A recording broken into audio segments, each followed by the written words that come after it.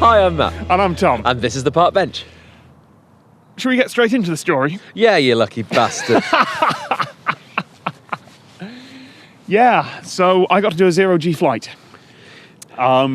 We've known this was sort of coming for about 6 months now, because it took a long time to make this happen. And I said, can I come along too? And the answer was no. They had one seat on one parabolic flight. And the camera op is provided. Who actually... I haven't... So this is like a couple of days after I got back to the UK, and I haven't got the story straight in my head yet. So I'm going to have to ask you to prompt me with questions. Oh, I'm going to. All right. Firstly, who? European Space Agency. Why? Because they are trying to get the Fly Your Thesis program out, which is why I was mentioning that at the end. And this was an education flight, and most of the people on board were researchers doing genuine master's PhD thesis or following on work from those that have gone into their professional careers. So you had an email from a space agency asking you to play with one of their toys? Yes, I did. Cool. Now, there's one thing I know Yeah. about you, and you have a similar roller coaster and physical motion tolerance to me. Yeah. And while I would absolutely say yes to a zero-G flight, I wouldn't know how I would take it. And I was worried about this as well. So shall I take you through what it was like? Because I took the entire week. We flew out of Bordeaux in France, which is Novaspace, who run the plane and run all the facilities there. So I flew over to Bordeaux on Sunday, on Monday. So I'll talk you through it day by day. I fly on the Thursday. I fly on the third of the 3 flights. Okay. Friday was kind of left aside if anything got bumped because of weather. So they're doing flights all week. They're doing and flights. You're assigned to one of them. They're doing flights Tuesday, Wednesday, Thursday, one each day, and I'm assigned to Thursday. Okay. So Monday is the safety briefing. Among many, Monday is orientation. All the student researchers have been there for a week now already. They're all in like little cubicles sorting out their equipment. They've been going on the plane, off the plane, filling it with kit, getting everything checked out. So everyone else on the plane has a assigned area in which they can do their science? Yes. And they're all locked down and it's all been arranged well in advance. Yeah. Every bit of kit on that plane has to be checked out well in advance. Yeah. One of the research teams is literally bringing a furnace on board in order to test how wires combust in zero-G. Cool. Like the amount of clearance they must have had to go through to get that on an experimental flight is insane, but they managed it. And if you've got a furnace on for that, you can get a furnace on and do some blacksmithing next time. Zero-G blacksmith. I mean, good, less weight. On the other hand, lots of sparks. This was very much a contain. Basically, between each parabola, and I'll get to that in a bit, but they had this kind of well-oiled routine of take the old thing out, sample, stow, new sample. Because they had anyway, Monday, safety briefing. Yeah. Which is, in the big auditorium thing they've got in one of the university facilities there, and they run through what we're going to go through. And it's a pretty simple plan. Hopefully, if you've seen the video, you know how the zero-G flight works, but it's essentially, you will hear a 1-minute warning, you'll hear a 30-second warning, Yeah. you'll hear 5, and then 3, 2, 1, pull up. All right, you're going to be sitting down for a while, and then you're going to hear angles. You're going to hear 20 degrees, 30 degrees, 40 degrees, something like that, and then you're going to hear the word injection, which means we are now going to, having pushed you enough, we're now just let you float in the parabolic trajectory. And then you hear more. You hear nothing for a while, and then as you start to come down the other side, you hear 30, 40, and again, these are angles, pull out. At which point, if your feet are not, or if this part of your body is not on the ground, you are likely to be in pain sometime pretty soon after. Other things in the safety brief, there is one free floating area, which is where I was filming my thing. Mm-hmm. Everywhere else, you cannot free float. Your feet or your legs must be strapped down unless there is a really good reason why you're not doing that. And there are straps throughout the plane, red ones for experimenters, black ones for media. It might have been the other way around now. But basically, when the parabola starts, you need to be under one of those, or you're in the free floating area. Or you're in the back of the plane, which is decked out like a regular plane. There's some seats. There's the strap. That's where you do takeoff and landing. And that's where you go to throw up, I assume? Yes. So you've had the safety briefing. Yep. You've been giving your lovely flight suit. Didn't get that until the Wednesday. Oh, didn't you? Tuesday, I watched other people go up. I interviewed the pilot. I watched Sue go up, who was from BBC and ESA TV. She had a lovely time. I'm just sort of steadily getting more nervous Yeah. as this goes on. Wednesday, get my flight suit. I'll be honest, there is something about putting on the flight suit that gives you a certain confidence. Did I film a slow motion badass walk away from the plane? Of course I did, and here it is. Amazing. What I love about that is that it's completely ruined by two things. One, my hair just bobbing like this, and There two, is nothing you can do about that. no, and two, the name badge that's just flapping against. Tom Cruise never had these problems, but All you need now is an explosion in the background. yeah, ideally no. 'Cause Oh yeah, plane- then the science won't Yes. have gone right. And the other thing that gets me is that when the plane is on the ground, obviously it's basically just free access to it because the researchers need to get their kit on there and off there. Oh yeah, you don't have to do like boarding and check-in and everything. We have a security badge with our name on it, and everything, and that badges us in. But then we are on a working airfield. We are airside. There is a security gate to get through, but then I was basically told theoretically you could get onto the runway from here. Don't do that. Okay, fine. So I was familiar with the plane. I was familiar with everything. Wednesday comes and goes. Wednesday was actually held back, not the day, just the flight for a couple of hours because initially there was too much fog and ice to take off. Yeah. And then the plane developed a fault with its auxiliary power unit. And full credit to the engineers, they detected immediately, held us back for 2 hours, held that crew back for 2 hours, and then off they went. Cool. Which also meant they had to get a second injection of the anti-nausea meds. That can't have been fun for them. Ooh. And then it gets to Thursday. And I am nervous. Because as you mentioned, I don't like drops. Yeah.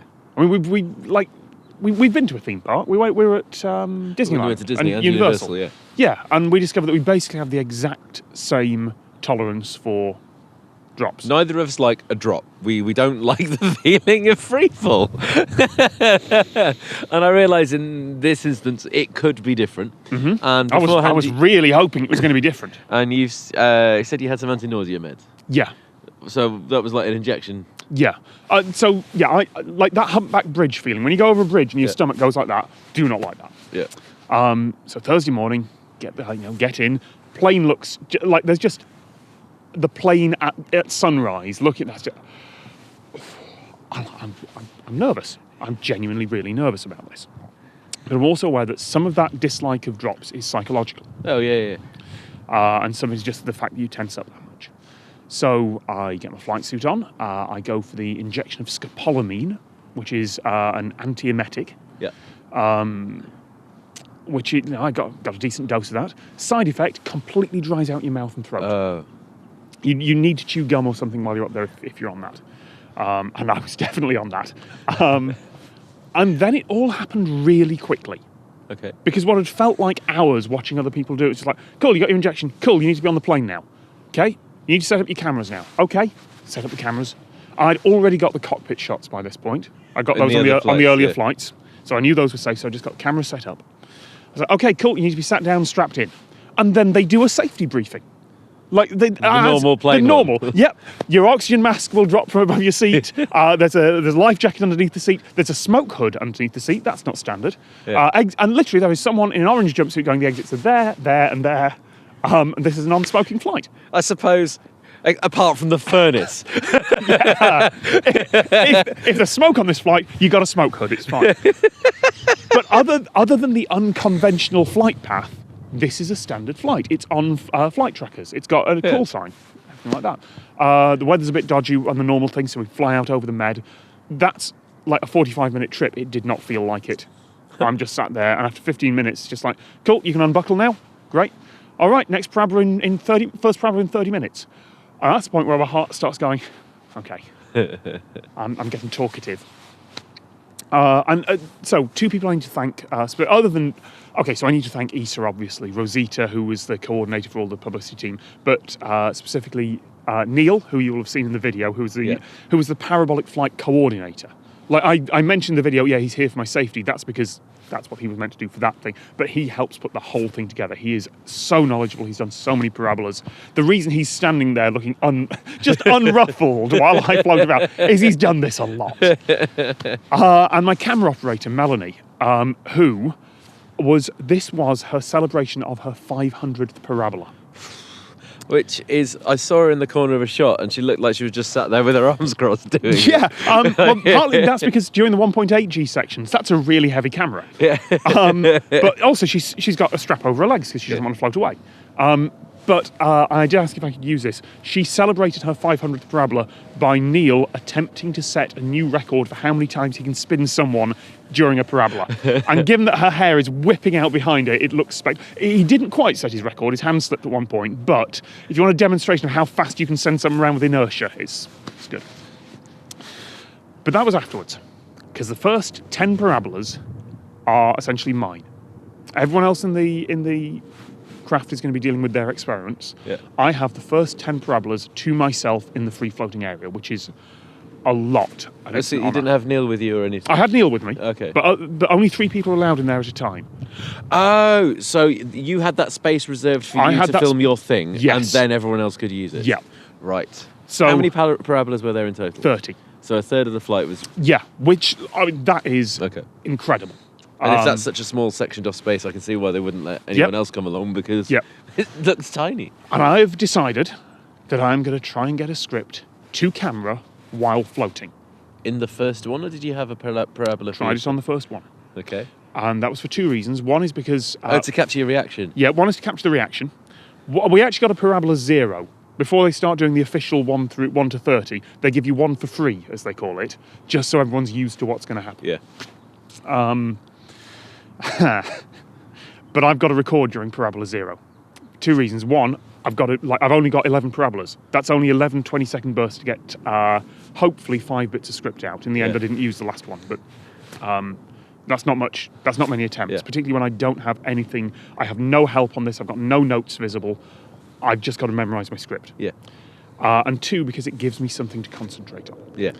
If this is going to be as unpleasant as I think it is, then the only thing that's going to stop me freaking out is the fact that I have to deliver a script down the camera, and I cannot let that go. Yeah. And then we get the 1-minute warning. So I sit down on the ground, having never done anything like this before. 30 seconds.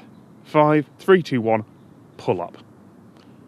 And that's okay. So it starts off with positive Gs. 1.8 Gs. You start flying straight, and then you have to go up to get into the parabola, because it's at the top where you get the... And it was recommended that I do the first one sat down or lying down, something like that, but I've got to record this. Do you want my reaction? I'm sat on the ground. So I do my script to camera, and that goes okay. And the timing's good, and it's exactly the right length. I say the words, and we're about to go into free fall. Oh, wow! So here's the confusing thing. This plane is still going up right now. That camera is stabilized to the actual horizon, and it's not until 10 seconds into our 20-second parabola, into our maneuver, that we clip the apex and start heading down towards the ground again, like this. Woo! I basically let out a noise that is not a standard reaction to someone going into free fall. Normally you hear a woo or where, but I did what I normally do in a situation like that, which is I tense up. Yeah. Everything comes in and shakes a bit, and I make this. What was it? Kind of. Ha! But the scopolamine has dried out my throat, so it turns out that actually injured my throat for a few days. That noise. I ended up with a bad sore throat because of that. And I do not get my script out on that first take. My brain's just completely... I'm flailing. I'm all over the place. And then we land. Well, we go back into 1.8G. I end up on my front, I think, on that first one. Might have been... I'm not sure. It's all a bit of a blur. But at no point did it feel like I was going over a humpback bridge. Really? At no point did it feel like going down a log flume or going in a roller coaster or anything like that. I felt nothing in my stomach at all. And is that because your frame of reference is moving with you? I don't know. Did it feel like you just started floating then? Did you have no other internal sensation of... Yeah. It's just suddenly, I'm floating now. Yeah. Parabola 1, weird reaction, didn't know what to Parabola 0, weird reaction, didn't know what to expect. Parabola 1 is the one you see at the start of the video. So I'm still going, whoa! But that's more because of the weird thing of I've pushed away from the floor and the floor has just kept going and now I'm on the ceiling and I don't know what to do here.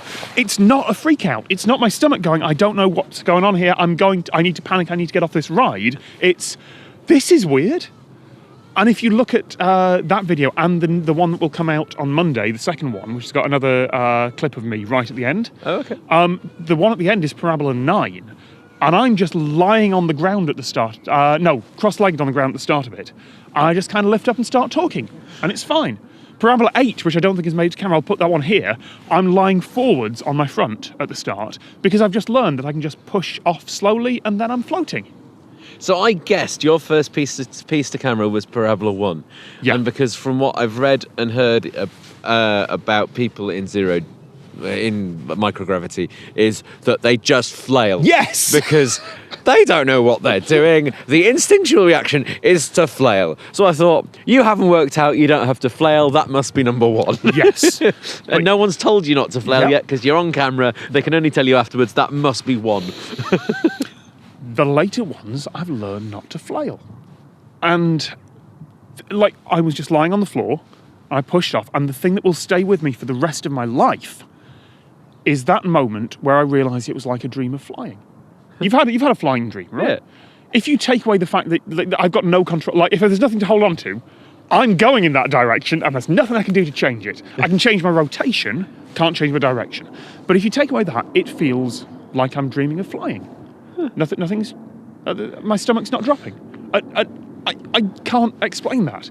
Maybe the stomach drop is about jerk, which is rate of change of acceleration, rather than... Maybe if you went 1, 0, 1, it would feel terrible, but it doesn't. It's... And you're being told it's about to happen, you know, the exact moment because they're telling you as well. And you're not strapped into anything. Yeah. And then I got motion sick. How far in? Parabola 10. So I got the 10 out. I got all my stuff done. Yeah. And then I look at because after each 10 there's a break of a couple of minutes. So after each 5 there's a break a couple of minutes. 15 is a big long thing. After 10 I look at the doctor and go, you know, you said first sign of motion sickness, first sign of SOS from your stomach, tell you. Yeah. So I get a second injection of scopolamine on the plane. Oh wow. And by Parabola 15 I was fine again. Okay. But at that point, I haven't got anything left to do. There was a Danish TV crew with a guy who'd done things like he was trying to do things like folding shirts in 0G. And that was their slot in the free. Yeah, that was the previous day. But he'd then gone and interviewed some people in the back. Yeah. Doing their experiments. I couldn't do that because I needed footage of them doing their experiments without me in it for the second video. Yeah. So I'm sat for Parabolas 10 through 15 while I'm motion sick. I'm just sat strapped in at the back going through it. So the last 15, I enjoyed them from a seated position with a very loose seatbelt on, and just had a few seconds of floating like this each time, and then back down. Which feels a little bit like a missed opportunity, but there was nothing else I could do. I didn't want to hog the free float area. There's loads of other people who want to go in there. Yeah. I didn't want to risk puking on or disturbing someone else's experiment. So I was at the back.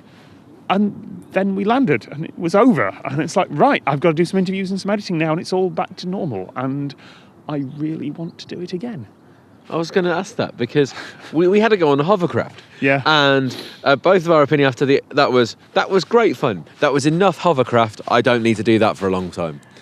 How soon would you go up in a 0G? Tomorrow. Yeah? Absolutely. Cool. I really, really, really want to do that again. Did you do any spins then, or did you stay upright for the whole time? No, so I missed that ability. Yeah. I basically learned how to hold myself stable. Yeah. But at the end of, I had to get the script down the camera. Yeah. That was my job. So I didn't have time to do the flips and the spins and the wall walk that the Danish guy was able to do. Yeah. I want to do all that stuff. Yeah. He's sort of given me a flight now. I'm not gonna get to do that again.